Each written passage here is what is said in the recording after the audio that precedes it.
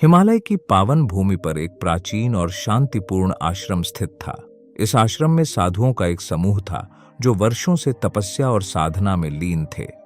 यहाँ का वातावरण इतना शुद्ध और पवित्र था कि यहाँ आने वाले लोग अपने मन की शांति को महसूस कर सकते थे। इसी आश्रम में एक वृद्ध और ज्ञानवान साधु महाराज भी रहते थे, जिनका नाम महात्मा गौरीनाथ था। वे अपने गहरे ज्ञान और सहज जीवन के कारण दूर दूर तक प्रसिद्ध थे। आश्रम के पास ही एक छोटा गांव था, जहां के लोग अक्सर अपनी समस्याएं लेकर महात्मा जी के पास आते थे। महात्मा गौरीनाथ जी अपने सरल और प्रेमपूर्ण शब्दों से उनके जीवन की कठिनाइयों का समाधान निकाल देते थे। उनके शिष्य भी उनसे ज्ञान प्राप्त करने आते थे और महात्मा जी हमेशा एक बात पर जोर देते थे, अपनी तुलना किसी से मत करो। एक दिन एक युवा लड़का जिसका नाम अर्जुन था, महात्मा जी के आश्रम में आया। अर्जुन के मन में एक अजीब सी बेचैनी थी। वह हमेशा अपने दोस्तों, पड़ोसियों और परिवार के सदस्यों से अपनी तुलना करता रहता था। वह सोचता था कि उसके जीवन में कुछ कमी है। अर्जुन एक साधारण परिवार से था, लेकिन उसके दोस्त धनी और प्रतिष्ठित परिवारों से थे। उन्हें देखकर अर्जुन को लगता था कि वह सफल नहीं हो पा रहा है और यही तुलना उसकी खुशियों को निगल रही थी। अर्जुन ने सुना था कि महात्मा गौरीनाथ जी बहुत ज्ञानी और अनुभवी साधु हैं और वे जीवन की समस्याओं का समाधान देने में सक्षम हैं। इसी आस में वह महात्मा जी के पास आया था। अर्जुन महात्मा जी के चरणों में बैठ गया और बोला, महाराज, मेरे जीवन में बहुत दुख है। मैं हर दिन अपने दोस्तों और लोगों से अपनी तुलना करता हूं और मुझे लगता है कि मैं उनके जैसा कभी नहीं बन पाऊंगा। उनकी संपत्ति, उनका जीवन, उनकी उपलब्धियां सब मुझसे कहीं आगे हैं। मैं यह सोच सोच कर दुखी हो जाता हूं कि मैं क्यों उनसे कम हूं। कृपया मुझे मार्गदर्शन दीजिए। महात्मा जी ने उसकी बात को ध्यान से सुना और फिर शांति से मुस्कुराए। उन्होंने अर्जुन को अपने पास बुलाया और कहा, बेटा, तुम जो महसूस कर रहे हो वह केवल तुम्हारे मन का भ्रम है। तुमने कभी यह सोचा है कि जब तुम अपनी तुलना किसी और से करते हो तो तुम खुद के अस्तित्व को भूल जाते हो। हर व्यक्ति अपने आप में अनोखा है और उसकी अपनी विशेषताएं होती हैं। अर्जुन ने आश्चर्य से पूछा, महाराज, यह कैसे संभव है? हम सब एक ही समाज में रहते हैं और हर कोई किसी न किसी से बेहतर होता है। मैं हमेशा खुद को सबसे पीछे पाता हूं। महात्मा गौरीनाथ जी ने धीरे धीरे अर्जुन को समझाना शुरू किया। उन्होंने कहा, देखो अर्जुन, जीवन एक दौड़ नहीं है जहां तुम्हें किसी और से पहले पहुंचने की आवश्यकता है। यह एक यात्रा है जहां तुम्हें खुद को समझना और अपने आप से प्रेम करना सीखना है। फिर महात्मा जी ने एक उदाहरण दिया। उन्होंने कहा, तुम्हारे पास दो वृक्ष हैं, एक आम का पेड़ और एक नीम का पेड़। अब तुम सोचो, क्या यह सही होगा कि आम के पेड़ से पूछो कि वह नीम के पेड़ जितना कड़वा क्यों नहीं है, या नीम के पेड़ से कहो कि वह आम के पेड़ जितना मीठा क्यों नहीं है? नहीं ना? दोनों वृक्ष अपनी जगह पर श्रेष्ठ हैं। आम का पेड़ मीठे फल देता है और नीम का पेड़ औषधीय गुणों से भरपूर है। यदि तुम दोनों की तुलना करोगे तो क्या तुम किसी एक की महत्ता कम कर दोगे? नहीं, क्योंकि दोनों अपने अपने तरीके से महत्वपूर्ण हैं। अर्जुन इस बात को ध्यान से सुन रहा था। महात्मा जी ने आगे कहा, इसी प्रकार तुम और तुम्हारे दोस्त भी अलग अलग हो। तुम में कुछ अद्भुत विशेषताएं हैं जो उन्हें नहीं है और उनमें कुछ विशेषताएं हैं जो तुम में नहीं है। यह तुलना करने से तुम्हें केवल दुख ही मिलेगा। महात्मा जी ने अर्जुन को एक और उदाहरण दिया। क्या तुमने कभी नदी को देखा है? नदी का प्रवाह कभी सीधा नहीं होता। वह कभी कभी रुकती है, मुड़ती है, कभी उसकी गति तेज होती है और कभी धीमी, लेकिन अंत में वह अपनी मंजिल तक पहुंच ही जाती है। यदि वह हर मोड़ पर यह सोचने लगे कि वह सीधी क्यों नहीं बह रही, तो क्या वह अपनी यात्रा को पूरी कर पाएगी? अर्जुन ने सिर हिलाकर कहा, नहीं महाराज। महात्मा जी ने समझाया, जीवन भी ऐसा ही है। तुम्हारे जीवन का मार्ग भी तुम्हारा ही है। यदि तुम हर मोड़ पर अपनी तुलना किसी और से करोगे तो तुम्हारी यात्रा रुक जाएगी। तुम्हारा ध्यान अपने गंतव्य से भटक जाएगा। जीवन का उद्देश्य यह नहीं है कि तुम दूसरों से बेहतर बनो, बल्कि यह है कि तुम अपनी पूरी क्षमता तक पहुंचो। अर्जुन ने धीरे धीरे महात्मा जी की बातों को समझना शुरू किया। उसने महसूस किया कि वह लगातार दूसरों की नजरों में खुद को तौल रहा था, जबकि उसकी अपनी खासियतों को वह नजरअंदाज कर रहा था। महात्मा जी ने कहा, बेटा, आत्मविश्वास और आत्मसम्मान दो ऐसे गुण हैं जो तुम्हें कभी अपनी तुलना किसी से नहीं करने देंगे।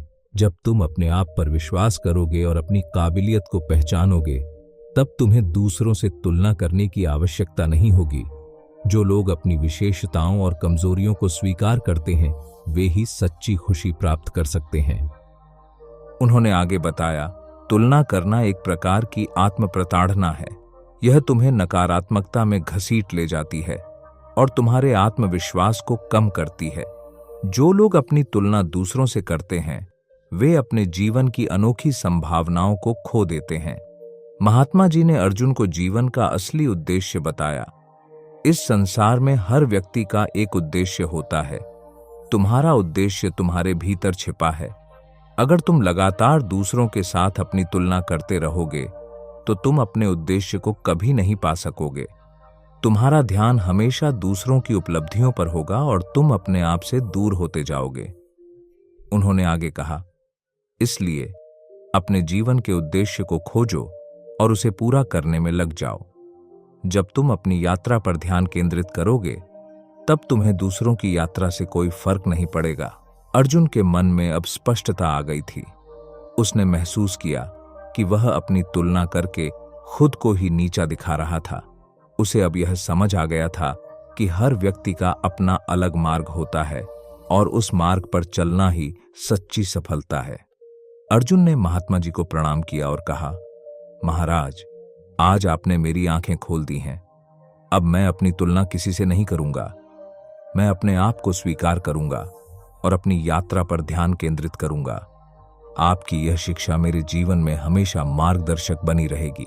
महात्मा जी ने मुस्कुराते हुए कहा, बेटा, याद रखना, जब तुम अपनी तुलना दूसरों से करना बंद कर दोगे, तभी तुम अपने जीवन में सच्ची शांति और सफलता प्राप्त करोगे। हर व्यक्ति का सफर अलग होता है और तुम अपनी यात्रा में सर्वश्रेष्ठ हो सकते हो जब तुम अपने आप से प्रेम करोगे और अपने जीवन की विशेषताओं को पहचानोगे। अर्जुन ने महात्मा जी की बातों को जीवन में उतारने का निश्चय किया। वह अपने गांव वापस लौटा, लेकिन अब उसकी सोच में एक गहरा बदलाव आ चुका था।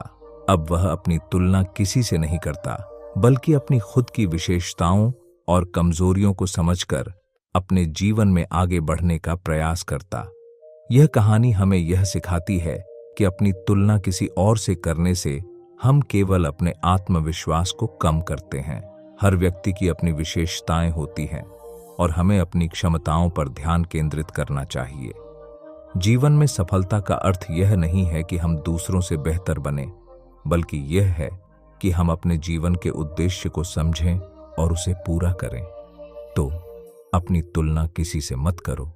तुम अनोखे हो और तुम्हारी यात्रा भी अनोखी है।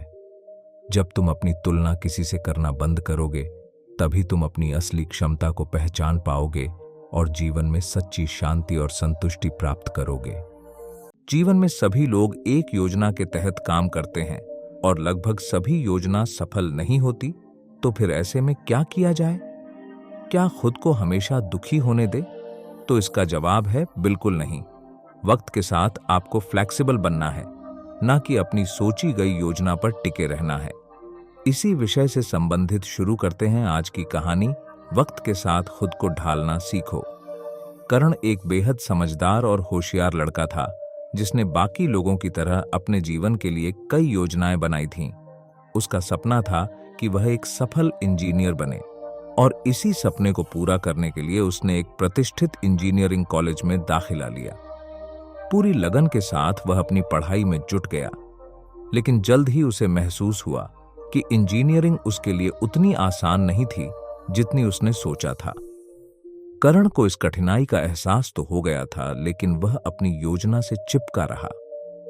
उसके मन में यह बैठ गया था कि चाहे कुछ भी हो जाए, उसे इंजीनियर ही बनना है। किसी और दिशा में सोचने का तो वह सवाल ही नहीं उठाता था। जैसे तैसे उसने इंजीनियरिंग की पढ़ाई पूरी कर ली। लेकिन इसके बाद भी वह इस काबिल नहीं हो पाया कि एक अच्छी नौकरी पा सके। इंजीनियरिंग की डिग्री लेने के बाद भी करण को 4 साल तक कोई सही दिशा नहीं मिली। वह उलझन में था कि अब वह क्या करे।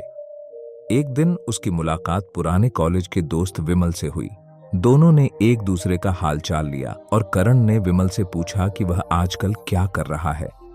विमल ने बताया कि उसने अपना खुद का व्यवसाय शुरू कर दिया है।